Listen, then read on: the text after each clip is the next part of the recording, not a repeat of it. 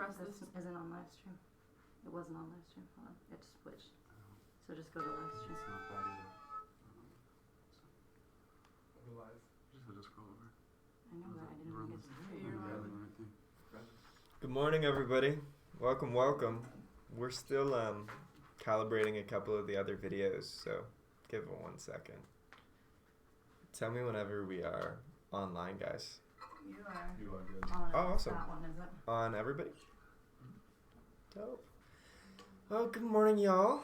I am here bright and early today to teach a little lesson on the hero's journey. And so today I'm just going to go through the basic structure of the hero's journey, what it means, but I'm going to take it a little further than English class and go ahead and share what I've discovered with it. So, firstly, before we get too far in here, what is the hero's journey? I think we're having some technical difficulties, so I'll hold on for a second.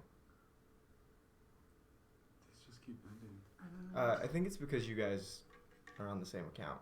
I think. Oh, I'm Oh. No, Oh yeah, this one is going positive. Switch mine to positive. Sorry, y'all. Give So us switch 1 this minute. We're This still one positive? getting ready. I don't know. While you're here, though, basically, I'm going to be doing this weekly. I'm just going to go through a different lesson, cool piece of philosophy, esoteric knowledge, whatever that I'd like to share, and give you guys a little lesson. And then throw out any questions, any comments, any ads. Before I get too deep in here, I just want to share that I am definitely not a scholar or a professor or even really a teacher. This is my first time teaching a class. I'm just a kid who's super passionate about this stuff. So I'm really excited, and thank you guys for giving me the opportunity to share it with people, because I'm just thinking about it all the time, and it's nice to actually get it out there. Anyway, back to the hero's journey. So essentially, the hero's journey is the model for the perfect story, so to speak. But really beyond that, what it is the model for the human experience. So when I was first introduced to the hero's journey, it was in English class in 9th grade. I didn't really think much of it. I don't know. I just thought it was kind of like a gimmick to write a good story. But it wasn't until I got older and got into the work of Carl Jung, of Joseph Campbell in particular, Hero of a Thousand Faces, when I saw that really the hero's journey is this super, super amazing diagram for what it means to be human. And Joseph Campbell is the one who originated it. He was a guy from the 40s, 50s, 60s who researched deep into mythical structure, just like went across the world, looked at myths across the world, and found that all of these myths from all these very, very different cultures actually were the same story. And that really, if you boil it down to its core, almost all stories have this same structure, which is the hero's journey structure. So Plato, back in ancient Greece, talked a lot about ideal forms and a world of forms, which are these perfect structures that exist and can never really be attained, but they exist out there, and from it we build everything in the world. And so the hero's journey is a Platonic ideal form. It is this form, you'll never see a story that exactly hits it. You might, but that's probably intentional. But it is this form that you can see in every single story, just a little bit rearranged. So the stages of the hero's journey: 1, the ordinary world. This is when you begin. This is where everything is normal. We're all familiar with the ordinary world. We all have lived it, breathed it. That is the starting point.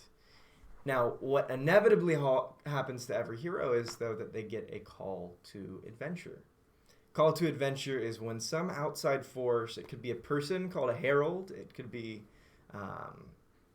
not a person, it could be like a force of nature, but something is calling you to leave the ordinary world, go out into the special world, and change things up.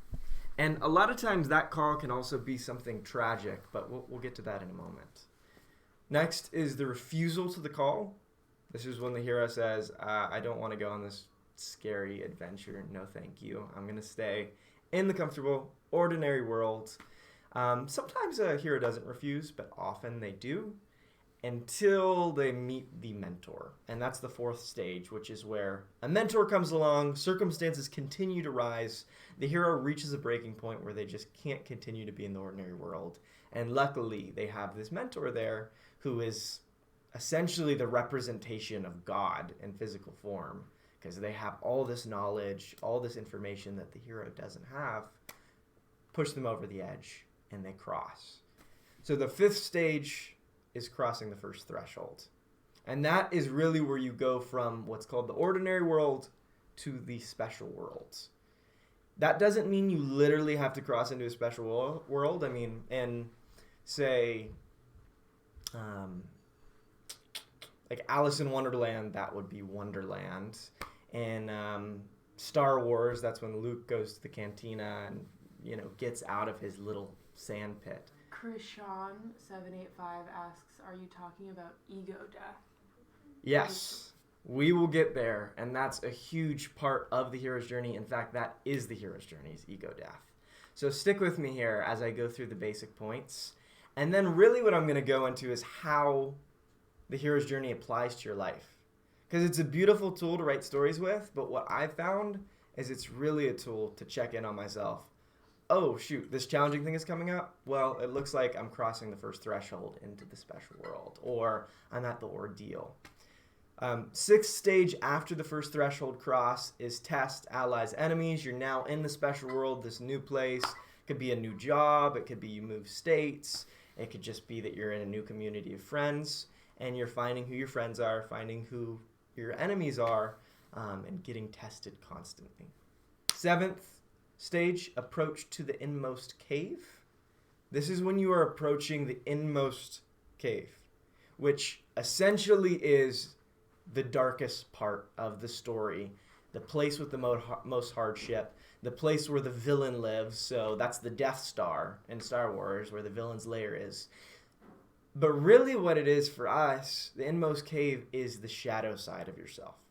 It's the part of you that you don't usually examine. It's the part of yourself that you don't usually visit that exists there and is in the darkness. So stage 8 that comes after this is the ordeal. This is the point in the story when, shit hits the fan, so to speak. And really, if you look at us as a planetary collective right now, I think that the ordeal would be coronavirus. We are going through this thing that is super intense, that's pushing us. It's where you're getting the most resistance. 9th stage is the reward, though. So you make it through this ordeal, you make it through the dark night of the soul, and you come out the other end with the reward and have something to show for it. 10 is the road back. A lot of times you're still going to reach some fighting. You still have enemies chasing you. Maybe it's the flying monkeys. But really, usually what that road back looks like is you've overcome that thing that you've been trying to overcome, but it will still sneak back in. Maybe you'll go out one night and you'll feel a little feeling of it. So you're still getting away from it. 11, resurrection. So this is similar to the ordeal. This is basically darkness's final shot. They're coming in. They want to take you down. They're going to take one last shot to get you. And often the hero will actually die or get hurt or seem to die at this point in the story, only to be reborn afterward, completely anew and now invulnerable to the darkness or the shadow. And so, yeah, again, if we bring that back to ourselves, because really all the external hero's journey is a reflection for our internal processing, that's when you overcome that one fear, that one darkness, that one thing that you struggled with so much, and now it's overcome. You're reborn in a way that it can't touch you in the way that it used to. And then finally, the last stage of the hero's journey is returning with the elixir, which means that you return with the thing that is going to heal the tribe. You go out on this journey, on this adventure, but the adventure doesn't really mean anything if you don't actually ground it in, grow yourself, and bring something that heals the people around you. So I'm going to go into a little more detail. Are there any questions or anything so far? Let's see. I'm just checking the chats. 1 second, guys. We got a lot of waves. Wave to all of y'all back. Thank you guys for being here. Feel free to ask questions throughout this. I know it's a lot of information. Yes. Yes, and I will slow down a little bit too here. I wanted to get through the stages, but now I really want to talk about what some of those stages mean, some of the key ones, and what it means for our life. So I view all of the hero's journey again as a model for our own lives, for our own growth. You do have for the one human question. Experience. Sorry, Sean Jagles. How old are you? I am 21. Hi, Sean. And where can I find this list from Catherine Tabiz? Great question. So a book that I read is The Writer's Journey. I read 2 books that really got me super into this. One is Hero with a Thousand Faces. It's a little dense, but it's one of the greatest books I've ever read. Joseph Campbell, who is a total badass, just breaks down all these mythical world structures and shows you how they all are really the same. So that's the origin point. If you want something that's a little more streamlined, The Writer's Journey is really good. I'm super passionate about screenwriting and storytelling, and The Writer's Journey is like all of Joseph Campbell and Carl Jung's esoteric, philosophical, psychological ideas put into a container that's a lot more usable for writing and for learning. And then also, if you just Google it, I'm sure there's a ton of diagrams of the hero's journey out there. But good questions, y'all. So, prevalent to our life, call to adventure or the refusal of the call. That's really the first stage of the adventure. The ordinary world, that's what we're living every day. It's not until we get called that we really have to step up. Now, a lot of people will deny the call. I have denied the call so many times in myself, and there are people who spend their whole lives denying the call. Now, you can deny the call, but something that shows up in almost every single story and something that I believe will show up in your life, manifested from the universe as well, is that as you persistently refuse the call, tragedy occurs at escalating levels. So, maybe you refuse the call. Well, week 1, you get laid off, or something bad happens, or you get sick, Week, 100, maybe someone close to you dies, or your work burns down, or your house burns down. So essentially what's happening there is that the universe is calling you into a greater part of yourself, into your true being. And as humans, we're not always 1,000% in touch with the universe, with our dharma. So it's easy for us to resist, for the ego to say, no, I've got all this stuff, I'm comfortable here, I have this plan that doesn't align with what you're trying to take me on, and deny your higher self's plan. So your higher self is going to continue to flick you until you move, you budge, and you actually answer the call. And those flicks will become shoves, will become pushes as you continue to hold out. So for me, I really have tried to listen to that in my own life and be like, okay, I'm clearly being called to do something here. It really scares me, but I know that if I don't answer this call, I'm just going to continue to see harder and harder things in my life, because deep down I can feel that's really where I'm meant to go. Now we'll get into, though, one thing is that sometimes you do receive conflicting calls and you have to choose one. This is especially true of artists. If you are an artist, you receive 2 calls in your life. One from the external world. One from the job, paying the bills, what your parents expect, yada, yada, yada, what society expects, really. That is one call, and it's a very strong call. And many artists don't answer that, or answer that call. The other call is the call to the internal world, is the call to go within, to create your art, to actually let go of the trappings of the external world to some degree in order to really embody who and what you truly are. I personally believe we're all artists, so I think we're all getting hit with these conflicting calls, one from society, one from the internal world. I think they can be balanced. I don't think you have to throw it all away. Actually, in our most recent episode, Optimistic Matt Kahn talks a lot about this, how artists have to create in chaos. So a lot of times they just make their whole life chaos. There's no rules, there's no regulations. They're just beatniks hanging out and free flowing, which is beautiful, but and very alluring to me.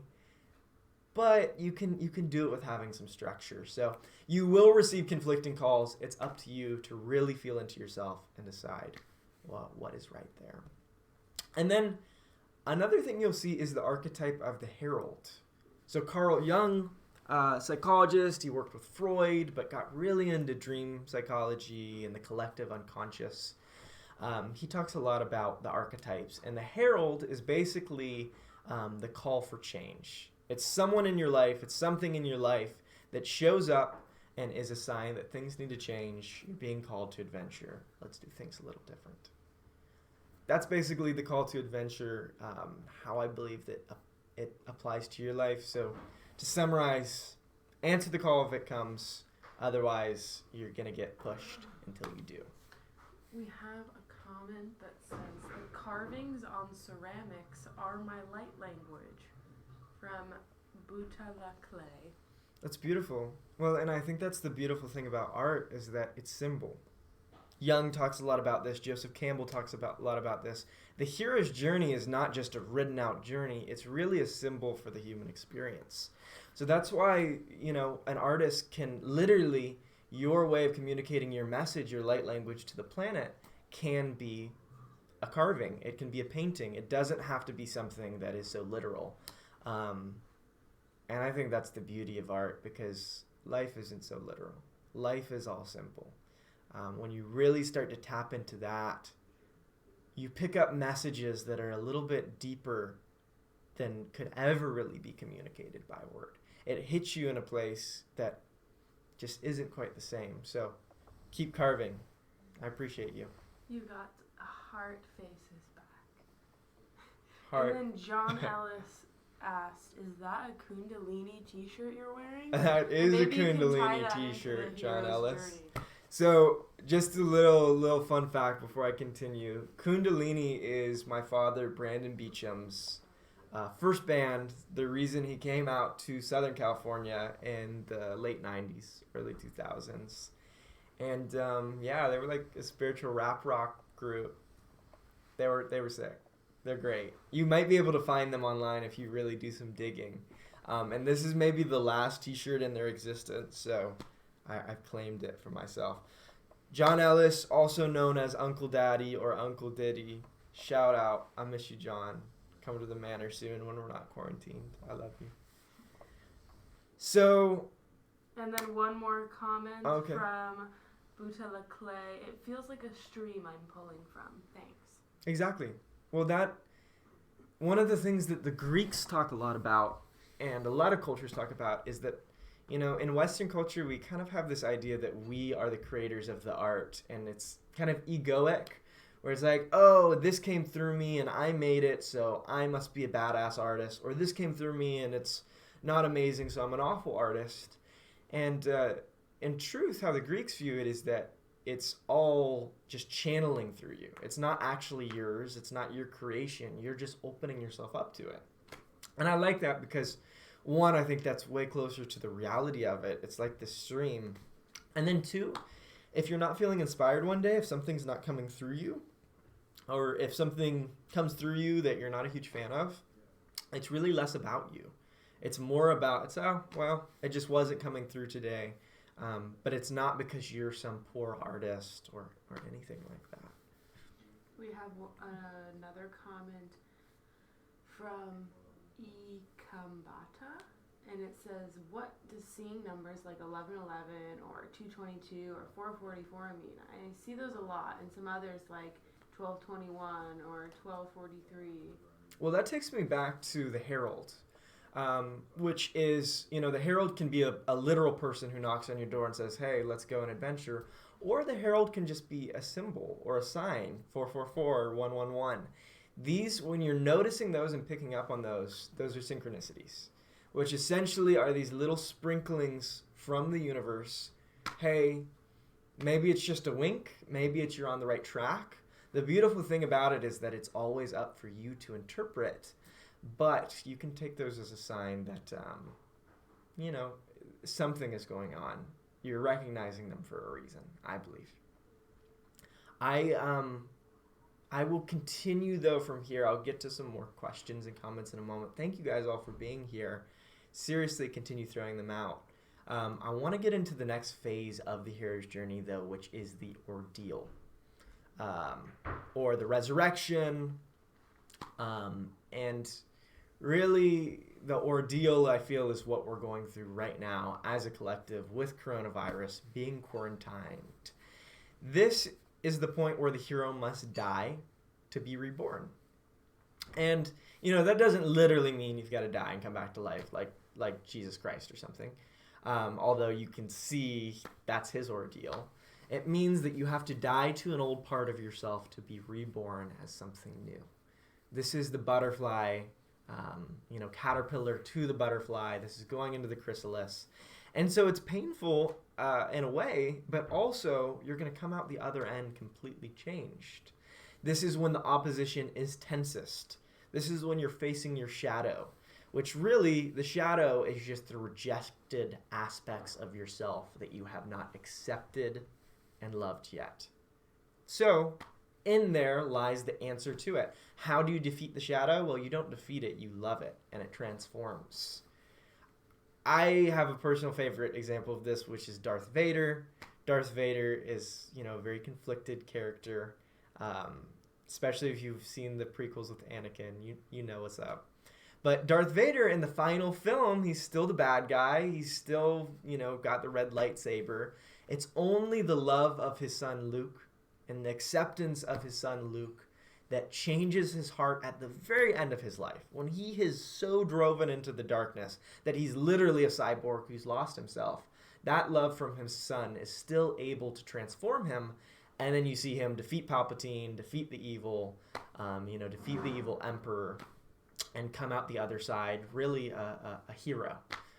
So darkness can be very strong, can be very scary. When loved, it can be integrated, and it can even be that part of yourself that helps you push through your fears, through your things. So darkness always has a hidden gift within it that is waiting to be loved and accepted and integrated. And you may be Luke Skywalker, you're powerful, but if you've got Darth Vader on your side too, you're unstoppable. So loving, transforming that part of yourself is so key, and that is the key with the ordeal.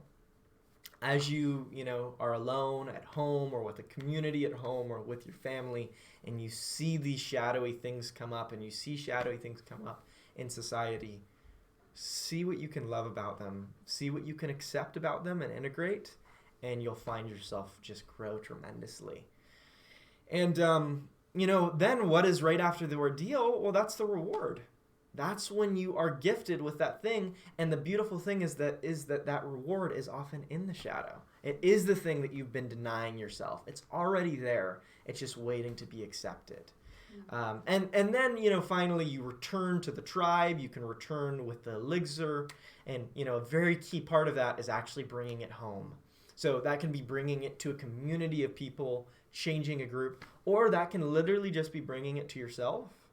But if that growth in you is a more permanent thing, if that growth in you is something that you're nurturing, then the journey is always worth it. And that's the point of the journey, is, growth. I'll pause for a second and see if there's... We have a comment from your muse, Natasha. Hey, Natasha. And it says, also that the creation is already inside the object you are creating. Like every object has the creation in there, and you're bringing it forth. P.S. Love you guys. Thank you for this. So fun. So true. So true. Everything that you're already looking for is already within the thing that you're looking at, has been created with it. So it's a great point.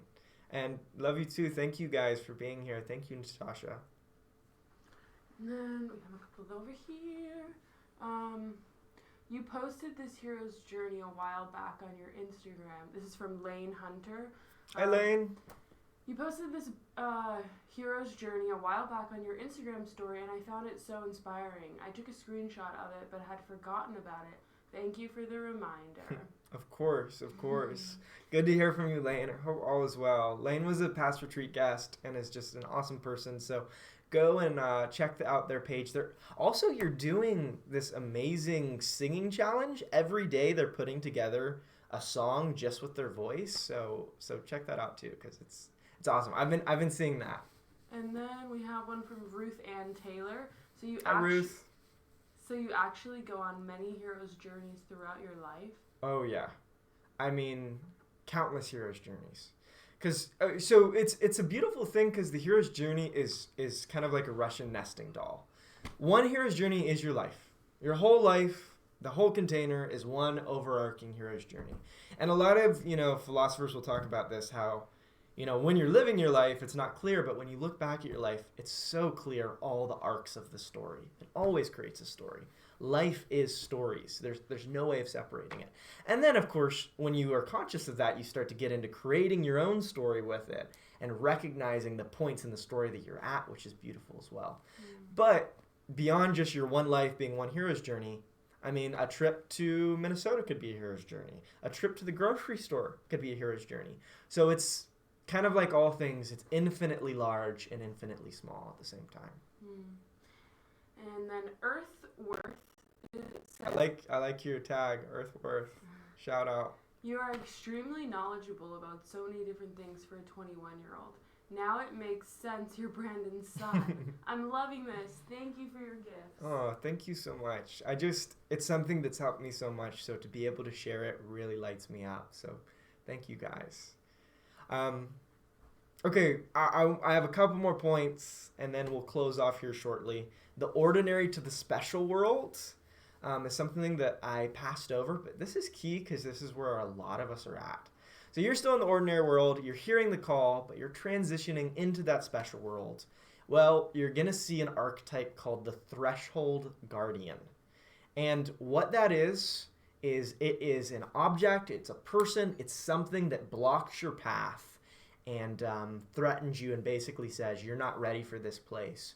You're not going to pass the bridge. It's like the troll under the bridge. But the very interesting thing about Threshold Guardians is that they're almost always illusions.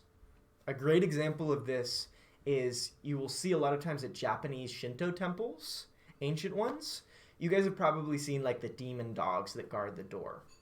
Well, the demon dog will hold one hand out in front of it to block the way, and yet will have another hand that is kind of compelling you in. And what this is it's saying, if you're just going to look at the surface and just view me for my one hand that's showing you stop, don't come in. You're not ready for the special world. You're not ready to enter what we have here.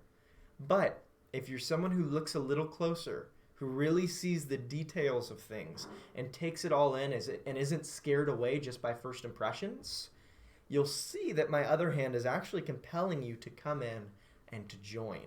So it's a really simple, thing which is showing, on first appearance, they're going to seem scary. They're going to block the way. But if you look a little closer, a lot of times any threat that they pose is just an illusion and not legitimate. And even they may be an ally that just needs to be acknowledged. Also, if you see a Threshold Guardian, what the best heroes do is they recognize this as a sign of new power and a sign that they're on the right track. So what does this mean in day-to-day life? If you see obstacles, that doesn't mean you're not supposed to do something. It means it's a Threshold Guardian and you're exactly where you're supposed to be. You're on the right track. Keep pushing through. You might have to get a little bit clever to overcome that obstacle or to integrate them. You might have to recognize them. But it's a sign that you are doing what's necessary, and it's a sign that if you keep going, you're going to be at another level of yourself that you haven't seen before. And that's, the big thing about the hero is that the evolved hero transcends rather than destroys.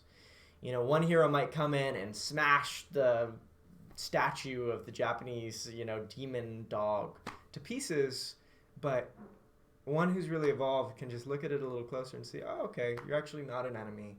I'm going to transcend this. We're going to become allies. I can be clever and talk my way out of it. I can find a way around where I don't need to resort to that. And then, you know, what you'll find is that between the ordinary and special world, there's a lot of contrast. The rules kind of change. So once you do pass over, just be ready to adapt. Let go of some of your old habits and the way that you think things go to, you know, the infinite possibilities of the way things are and can be. So it's all about just being observant and adapting and not getting stuck.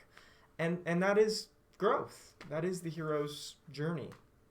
So I want to get to the final part of my my little class here today and discuss the psychological function of the hero and what it means to be a hero. Before I do, Magic, any questions?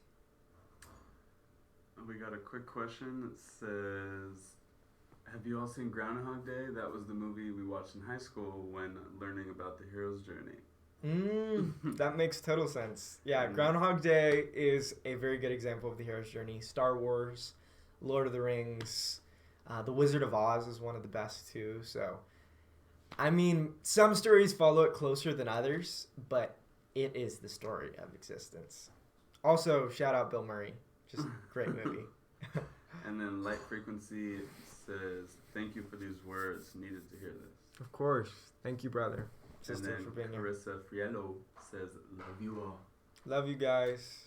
Okay, final chapter to this lesson is the hero. So you may hear all this and say, oh, that's great. This hero's journey is cool. But what is a hero really? Well, the hero is the ego. The hero is the ego's search for identity. So, you know, what you'll see is that the ego, the hero, has to die and be reborn, lose itself, let go of itself in order to grow and change. And so really, you know, someone called it out really early. Shout out whoever you were. I'm forgetting your username now. But the hero's journey is the journey of ego death. That's what it is. You go in, you're forced to change, to grow, you die, you come back changed, and then you bring this new growth back to yourself, back to your tribe, etc. So you really, if you want to look at who is the hero in a story, the best indicator is who is the one who grows the most. Look through all the stories. You know, sometimes it's not even the main character, but you will see that the character that grows the most is the hero. So if you really want to embody that hero archetype, get to growing. Look at the lessons, push yourself in places that are really challenging or hard, because you know that's also where you're going to grow. And that's why, you know, a lot of times in society we put people on pedestals who have done such challenging things. Sometimes I think that is actually detrimental, because then we think that they're special and you're not. No, it's just that those people have pushed themselves. They've pushed past the threshold guardians. They've gone through the death and rebirth process, and they've come out the other end changed. Another serious mark of the hero is sacrifice. A hero is almost always sacrificing themselves, making a sacrifice for something greater than themselves, or even, you know, just in the death and rebirth process, they sacrifice their life. You look at Jesus Christ, you know, one of arguably the largest religious figure in the world, and he is the epitome of the hero.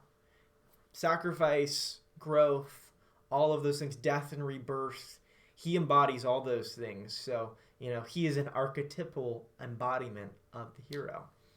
And really what the hero is telling the world is that death can be transcended. You go in, you go and experience death firsthand to show that even death is just a part of life and is a part of change and isn't something to be feared.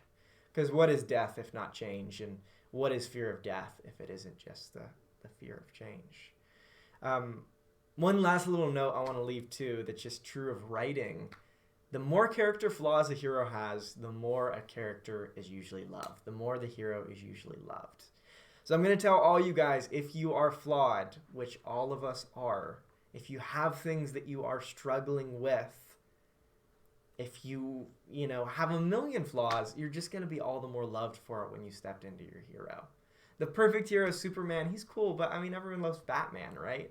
Because he is so dynamic, because he has all these flaws. So embrace your flaws, love them, because those are going to be the things that make the audience, the world, love you. And as a writer, if you go in and write a perfect character, it's just not good writing. So you are an eternal writer.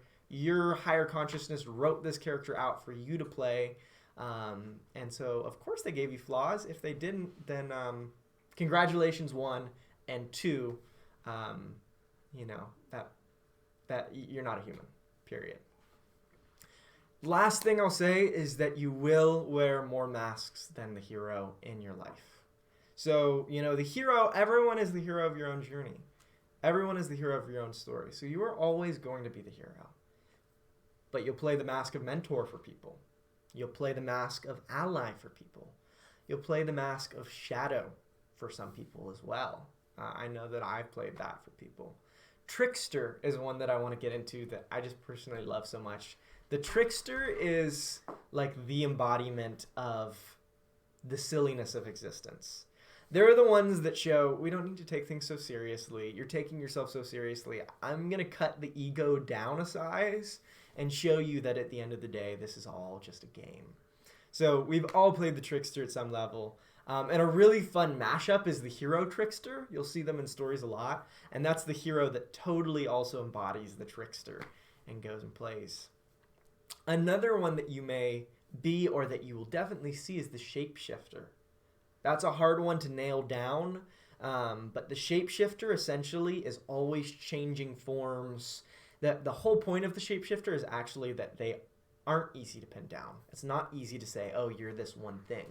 And what the shapeshifter is psychologically is the embodiment of the anima or animus, aka the other sex. So for a man, that's the anima, or for a masculine identifying being, the anima is going to be the female component of life. And it's kind of confusing. It feels like it's constantly changing form. A lot of people who are really out of touch with their femininity or masculinity will be lost by that other form by women or men who they're dating in a relationship, maybe your relationship with your parents. Well, the way that those become less confusing is by becoming in touch with that part of yourselves. Everyone has masculine and feminine energy. Everyone has a duality of both. And usually if you are confused or finding there's a lot of shapeshifters on the other side of the gender spectrum, it's because you're actually not in touch with your own femininity or masculinity.